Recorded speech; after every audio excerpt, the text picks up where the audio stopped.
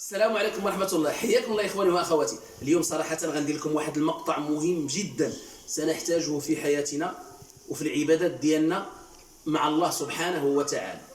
انتم كتعرفوا خوتي أن النبي صلى الله عليه وسلم كيقول في واحد الحديث: صلوا كما رأيتموني أصلي. وكذلك نعلم بأن الله عز وجل قال عليه في القرآن الكريم: بالمؤمنين رؤوف رحيم. حيت بزاف الناس ملي كتقول له هاد الصلاة اللي كتصلي بهاد الكيفية وبهاد الطريقة راه ماشي هي الصلاه اللي كان كيصلي سيدنا محمد صلى الله عليه وسلم. كيقول لك: واش انا رسول الله؟ واش انا نقدر نصلي بحال النبي؟ واش انا نعرف نصلي بحال النبي؟ نعم، ممكن ان تصلي كيف ما صلى سيدنا محمد صلى الله عليه وسلم. ممكن اختي الكريمه ان تصلي كيف ما صلى سيدنا محمد صلى الله عليه وسلم. ولذلك ان النبي صلى الله عليه وسلم بعثه الله رحمه للعالمين. فكيف هو رحيم بنا وغيطلب منا شي حاجه حنا ما نقدروش عليها؟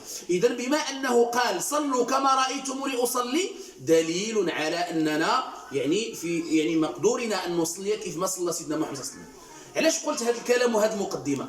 درتها لان بزاف الناس كيصليو واحد الصلاه صراحه الا عرضناها على شي واحد عادي غيقول لك: هذه الصلاه راه ما نقبلهاش.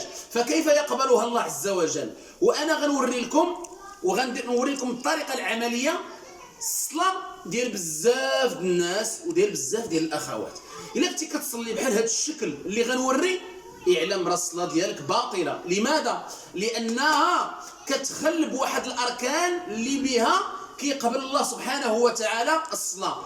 وانتم كتعرفوا اخواني اخواتي ان واحد الرجل دخل المسجد وكان النبي صلى الله عليه وسلم زاد في المسجد وشافه من انتهى من الصلاه قال له: ارجع فصلي فانك لم تصلي 3 المرات.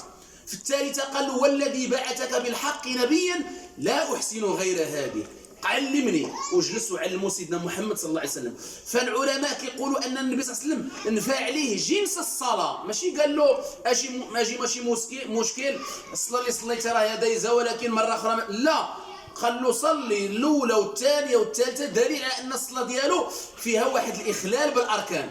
فكذلك ممكن أنا وممكن أنت وممكن أنت أختي الكريمة تكون كتخل بهذه الاركان هذه.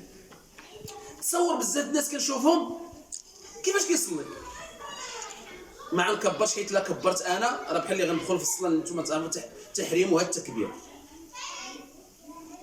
الحمد لله رب العالمين الرحمن الرحيم مالك الدنيا اياك نعبد واياك نستعين اهدنا الصراط المستقيم صراط الذين. يا اخي الكريم، شتي الفاتحه فيها اخطاء جليه واخطاء خفيه. الا كنتي كتخطا الاخطاء الجليه اللي هي الواضحه اللي كتخل بالمعاني فالصلاه ديالك باطله، لان النبي صلى الله عليه وسلم كيقول: لا صلاه لمن لم يقرا بفاتحه الكتاب. هذا ركن. مساله اخرى مثلا الركوع، الظهر ديالو كيبقى مقوس ما كيستويش. والاطمئنان راه ركن من اركان الصلاه، فلا بد الانحناء يكون انحناء هكذا ومن كيحني هذاك الرفع من الركوع شنو كيدير؟ هذا الرفع من الركوع فرض، شنو كيدير؟ سمع الله لمن حمده وكيولي يهبط، كيولي راه ماشي هذه هي الصلاه اللي غيقبل من سيدنا محمد صلى الله عليه وسلم. كون متاكد غنتفاجئوا وغينطبق علينا قول النبي صلى الله عليه وسلم: وقدمنا الى ما عملوا من عمل فجعلناه هباء منثورا. انا بزاف باش نتكلم على جميع الاخطاء في مقطع واحد، ولكن حاولت ننبه نفسي وننبه اخواني وننبه اخواتي. شوف، منين تكون تدخل الصلاه راه انت في صله، انت في علاقه مع الكريم، مع الله عز وجل. واقرب ما يكون العبد من ربه وهو ساجد. حديث ضعيف ولكن المعنى ديالو صحيح. اذا فاطلب الحاجات ديالك اللي كتمشي تطلبها من التليفون ومن الناس ومن الاصدقاء، اطلبها من الله عز وجل. واذا سالك عبادي عني فاني قريب. اذا يا اخي الصلاه راه هي الصلاه ارحنا بها يا بلال. الا كان النبي صلى الله عليه وسلم كان كيجي شي حزن ولا شي حاجه كيقول له: ارحنا بها يا بلال. حنا الانسان ملي كيجي شي مصيبه شنو كيدير؟ كيمشي يلتجئ للحرام. ولعلي وضحت الفكره اللي بغيت نوصل لاخواني واخواتي، وانتم كملوا من عندكم. المريض راه هو كيقلب على الطبيب. يلا الله يصلح الاحوال ديالنا والله يفهمنا.